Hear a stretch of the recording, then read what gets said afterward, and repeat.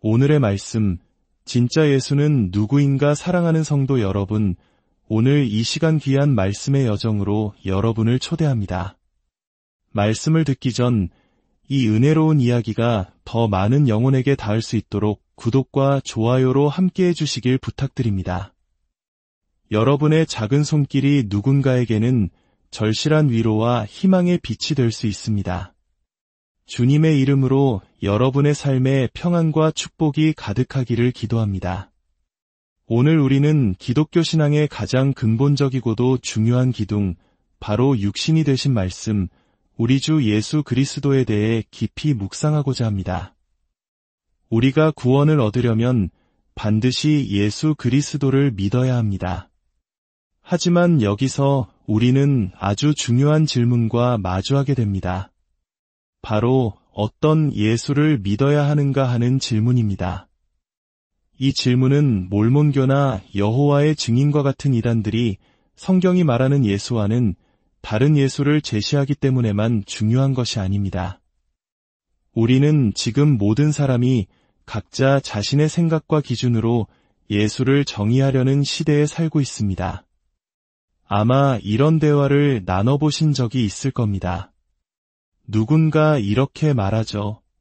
성경이 예수님에 대해 그렇게 말하는 건 알지만 저는 예수님을 이렇게 생각하고 싶어요.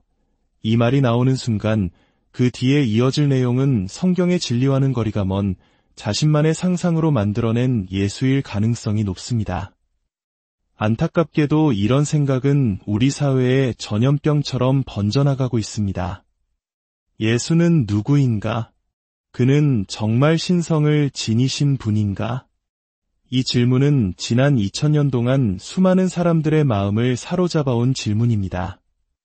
예수님께서 지상에서의 사역을 마치신 후 그분의 제자들은 처음에는 그분의 정체성에 대해 혼란스러워했습니다. 하지만 예수님의 승천과 오순절 성령 강림 이후 제자들은 그분이 누구신지에 대한 질문에 단 한치의 의심도 보이지 않았습니다. 우리 그리스도인들 역시 예수 그리스도를 믿고 증언하는 자로서 우리 주님의 신성에 대한 확고한 이해와 헌신 위에 굳건히 서야 합니다. 이는 단순히 지적인 알물 넘어 다른 이들에게 그분을 증언하며 하나님의 영광을 드러내고 우리의 영적 유익을 위한 것이기 때문입니다. 이 질문은 결코 가볍게 넘길 수 있는 추상적이거나 역사적인 질문이 아닙니다. 철학 수업의 지적 유희나 일부 학자들의 가벼운 무시로 치부될 수 있는 문제가 아닙니다.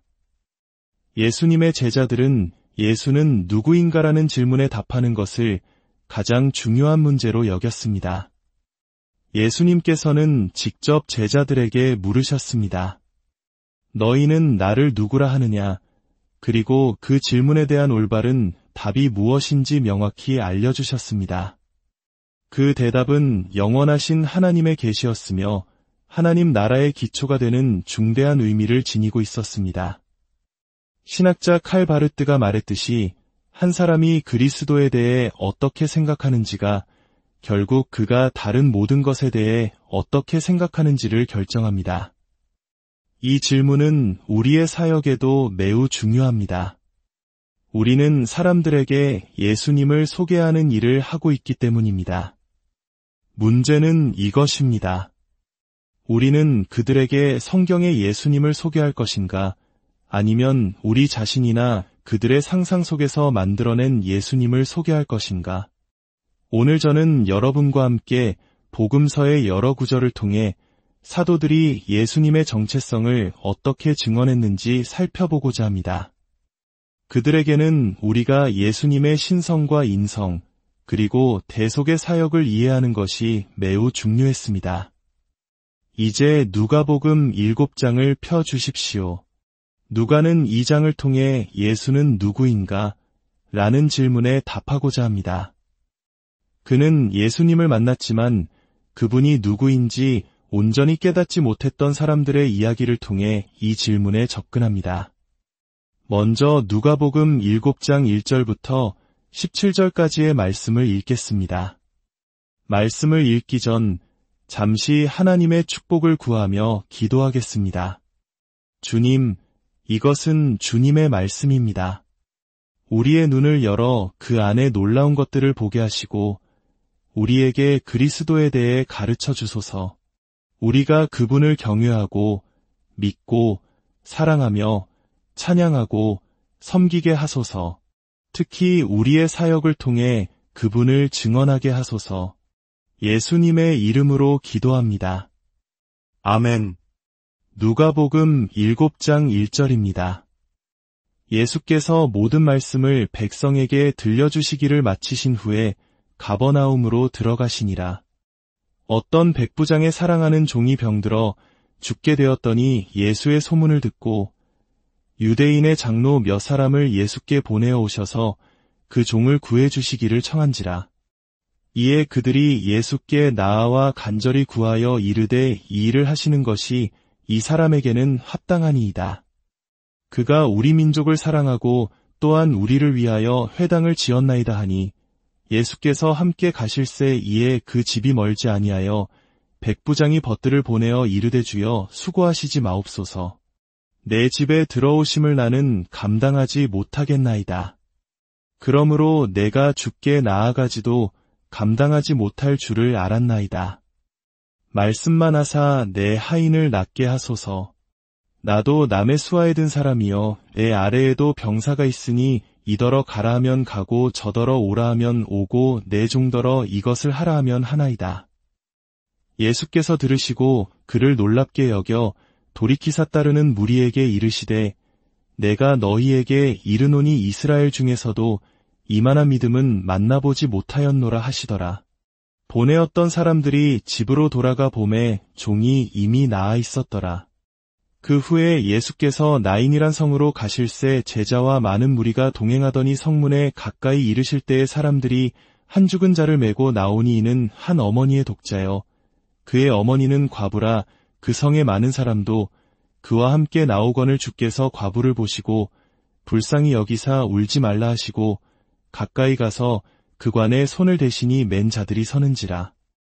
예수께서 이르시되 청년아 내가 내게 말하노니 일어나라 하심에 죽었던 자가 일어나 앉고 말도 하거늘 예수께서 그를 어머니에게 주시니 모든 사람이 두려워하며 하나님께 영광을 돌려 이르되 큰 선지자가 우리 가운데 일어나셨다 하고 또 하나님께서 자기 백성을 돌보셨다 하더라. 예수께 대한 이 소문이 온 유대와 사방에 두루 퍼지니라. 아멘. 혹시 여러분은 누구와 대화하고 있는지 전혀 모른 채 이야기를 나눈 경험이 있으십니까? 저에게는 그런 경험이 있습니다.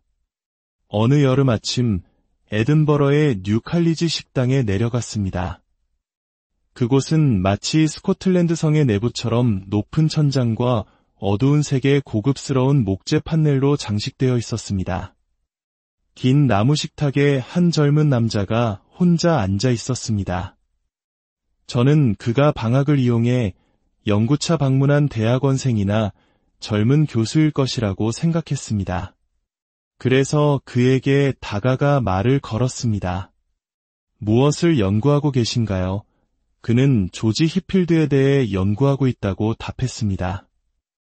저는 신이 나서 뉴칼리지 도서관에 있는 훌륭한 자료들과 그가 읽어보면 좋을 법한 책 몇 권을 추천해 주었습니다. 마치 히필드에 대해 아무것도 모르는 신학생에게 조언하듯이 말입니다. 한참을 이야기하다가 제가 자기소개도 하지 않았다는 것을 깨닫고 말했습니다. 저는 리그 던컨입니다. 성함이 어떻게 되시죠? 그는 스킵입니다. 라고 답했습니다. 스킵. 뭐라고요? 스킵 스타우트입니다. 그 순간 제 머릿속에 무언가 스쳐 지나갔습니다. 혹시 예일대에서 오셨나요? 예일대 교회사 교수 해리 스타우트 교수님이신가요? 조지 히필드에 대한 책으로 상까지 받으신 바로 그분이신가요? 그는 겸손하게 고개를 끄덕였습니다. 저는 너무나 당황해서 사과했습니다. 정말 죄송합니다. 제가 누구와 이야기하고 있는지 전혀 몰랐습니다. 오늘 우리가 읽은 누가복음 7장에 등장하는 사람들도 마찬가지였습니다. 그들은 나사렛 예수가 자신들 앞에 나타났을 때 그들이 누구와 마주하고 있는지 전혀 알지 못했습니다. 이것은 단순히 지식의 문제가 아닙니다. 우리의 구원자이시며 주님이신 그분을 알고 영접하는 것은 우리 신앙의 첫걸음이기 때문입니다. 그분의 신성과 인성, 그리고 대속의 사역을 제대로 이해하지 못한다면 우리는 우리를 구원하기 위해 보내진 그분을 온전히 신뢰할 수 없습니다. 누가는 두 가지 이야기를 통해 사람들이 예수님에 대해 가졌던 오해를 바로잡아줍니다. 첫 번째는 백부장의 이야기입니다. 그는 이방인이자 로마의 장교였습니다. 로마군은 유대인들의 땅을 점령한 세력이었기에 유대인들에게 그는 증오의 대상일 수밖에 없었습니다. 하지만 이 백부장은 유대 민족을 사랑했고 심지어 그들을 위해 회당을 지어주었습니다. 그는 자신의 사랑하는 종이 죽을 병에 걸리자 유대 장로들을 통해 예수님께 치유를 간청합니다. 예수님께서 그의 집으로 향하자 백부장은 친구들을 보내어 말합니다. 주여, 수고하지 마옵소서. 저는 주님을 제 집에 모실 자격이 없습니다. 그저 말씀만 하옵소서. 그러면 제 하인이 나을 것입니다. 저 역시 권위 아래 있는 사람이라 제 부하에게 가라 하면 가고 오라 하면 옵니다. 주님께는 하나님으로부터 온 권위가 있음을 저는 압니다. 예수님은 이 말을 들으시고 함께 있던 유대인 무리를 향해 말씀하셨습니다. 내가 너희에게 이르노니 이스라엘 중에서도 이만한 믿음은 만나보지 못하였노라. 이 이방인 백부장은 예수님에 대해 당시 유대인들조차 온전히 이해하지 못했던 부분을 꿰뚫어 보고 있었던 것입니다. 하지만 이야기는 여기서 그치지 않습니다. 사실 위대한 믿음을 가진 백부장조차도 예수님을 완전히 이해하지는 못했습니다. 백부장은 유대 율법에 따라 유대인인 예수님이 이방인의 집에 들어오면 부정하게 된다는 것을 알고 있었습니다.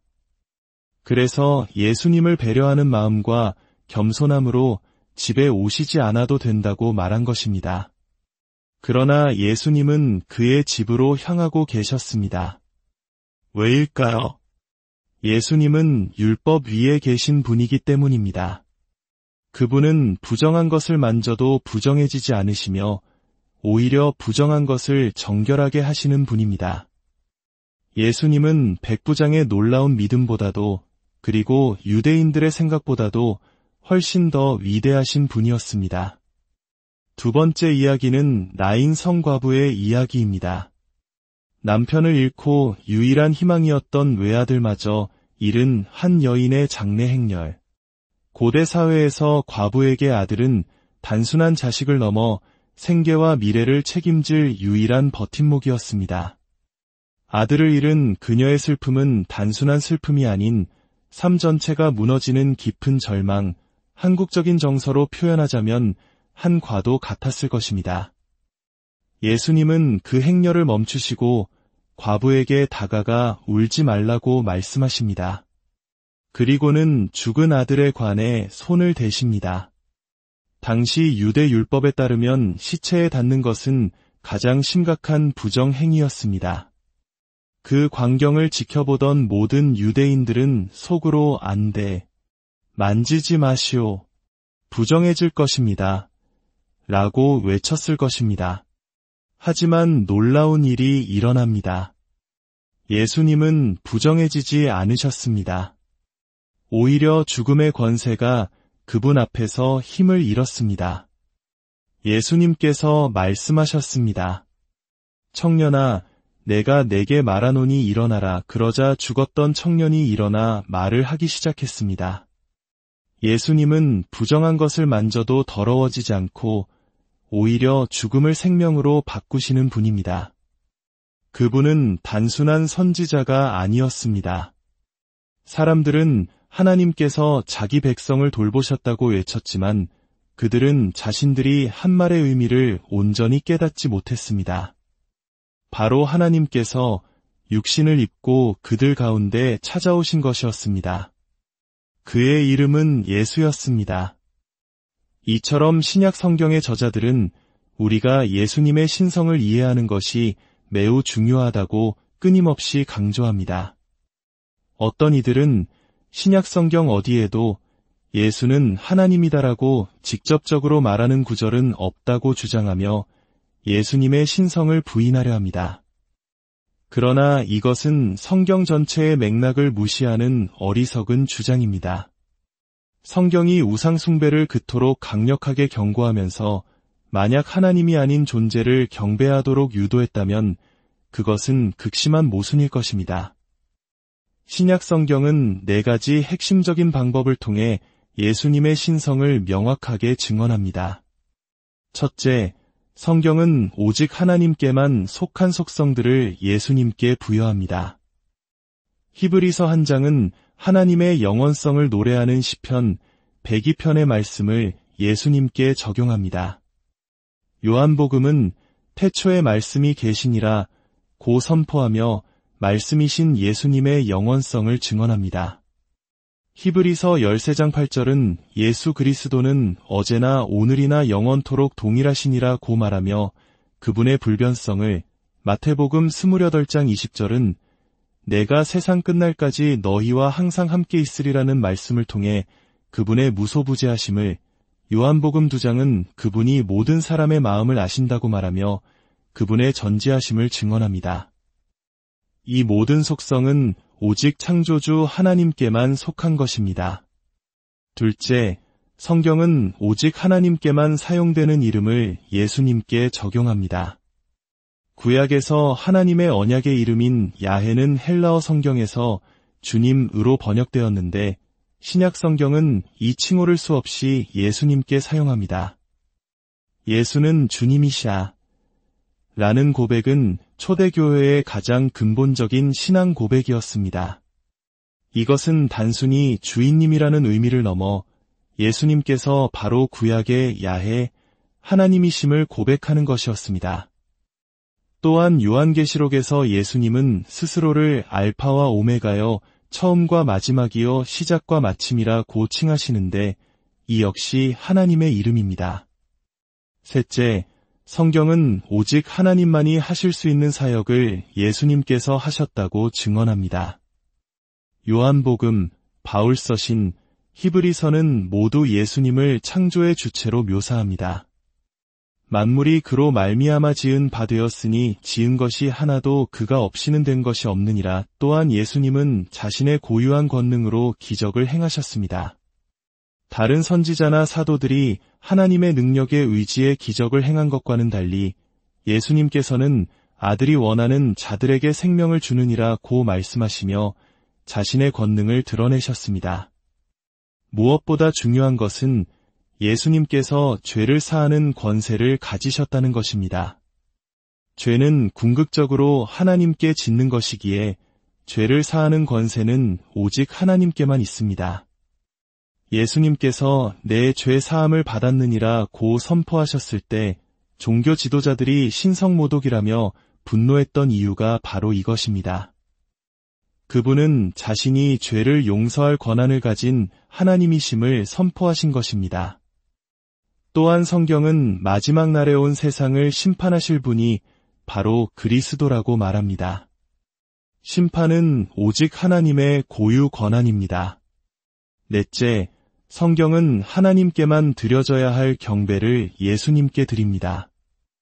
예수님의 제자들은 모두 유일신 하나님만을 섬기는 유대인들이었습니다. 그들에게 하나님 외에 다른 존재를 경배하는 것은 상상할 수도 없는 가장 큰 죄악이었습니다. 그러나 그들은 부활하신 예수님을 만나자 그분께 엎드려 경배했습니다. 의심 많던 도마는 나의 주님이시여 나의 하나님이시니이다 라고 고백했습니다. 요한계시록은 하늘의 모든 존재가 어린 양 되신 예수님께 찬양과 존귀와 영광과 권능을 세세토록 돌리는 장면을 보여줍니다. 이것은 예수님께서 경배받으시기에 합당한 하나님이심을 보여주는 가장 강력한 증거입니다. 현대에 와서 다빈치 코드와 같은 소설이나 일부 학자들은 예수님의 신성이 후대에, 특히 주후 325년 니케아 공의회에서 정치적인 목적으로 만들어진 것이라고 주장합니다. 하지만 이것은 역사적 사실과 정반대입니다. 초대교회의 가장 큰 신학적 논쟁은 예수님의 신성이 아니라 오히려 그분의 인성에 관한 것이었습니다. 많은 이단들은 영이신 하나님이 어떻게 비천한 육신을 입을 수 있느냐며 예수님께서 진정한 인간이셨다는 사실을 부인했습니다. 복음서가 예수님께서 배고파하시고 목마르시고 피곤해하시고 십자가에서 고통받고 죽으셨다는 것을 그토록 상세히 기록하는 이유는 그분이 유령이나 환상이 아니라 우리와 똑같은 완전한 인간이셨음을 증언하기 위함입니다. 예수님의 신성은 초대 교회 성도들에게 너무나 당연한 믿음이었기에 오히려 그 완전하신 하나님이 어떻게 완전한 인간이 되실 수 있는지가 그들의 고민거리였던 것입니다. 또한 복음서가 예수님의 생애 마지막 일주일에 그토록 많은 분량을 할애하는 이유를 생각해 보아야 합니다. 만약 복음서가 단순한 위인전이라면 이것은 매우 불균형한 구성일 것입니다. 그러나 복음서는 예수님의 인격과 그분의 사역이 분리될 수 없음을 보여주기 위함입니다. 그분이 완전한 하나님이시자 완전한 인간이셨기에 그분의 십자가 죽음과 부활이라는 대속 사역이 우리를 구원할 수 있는 유일한 능력이 되는 것입니다. 사랑하는 성도 여러분, 오늘날 우리 주변에는 여전히 자신만의 예수를 만들려는 사람들이 많이 있습니다. 성경의 무지에서 혹은 진지한 의심 때문에 또는 의도적으로 그분을 폄하하기 위해 그들은 성경의 예수님을 외면합니다. 멕시코에는 헤수스라는 이름을 가진 사람이 3만 명이 넘는다고 합니다. 하지만 그들 중 누구도 우리를 구원할 수 없습니다. 우리를 구원하실 수 있는 분은 오직 성경이 증언하는 예수, 내가 곧 길이요 진리요 생명이니 나로 말미암지 않고는 아버지께로 올 자가 없느니라 고 말씀하신 바로 그 예수 그리스도뿐입니다. 그분은 완전한 하나님이시며 완전한 인간이셨고 우리를 위해 대속의 죽음을 죽으셨습니다. 우리의 임무는 세상 사람들을 성경으로 데려가 그들이 누구와 마주하고 있는지를 알려주는 것입니다. 우리 자신의 상상이 아닌 하나님의 말씀 그 자체로 진짜 예수님이 누구신지 증언하는 것입니다. 함께 기도하겠습니다. 하늘에 계신 아버지, 우리에게 주님의 말씀을 주시고 구원자 예수 그리스도를 보내주시니 감사합니다. 우리의 모든 사역의 중심에 예수 그리스도의 인격과 사역이 있게 하옵소서. 우리가 끊임없이 사람들을 성경으로 인도하여 예수님이 누구시며 그가 무슨 일을 하셨는지 설명하게 하시고 이를 통해 많은 영혼이 구원에 이르게 하옵소서. 성령님의 도구로서 우리가 쓰임받게 하시고 다른 제자들이 은혜 안에서 세워지는 것을 보게 하옵소서. 이 모든 말씀 우리 주 예수 그리스도의 이름으로 기도드립니다.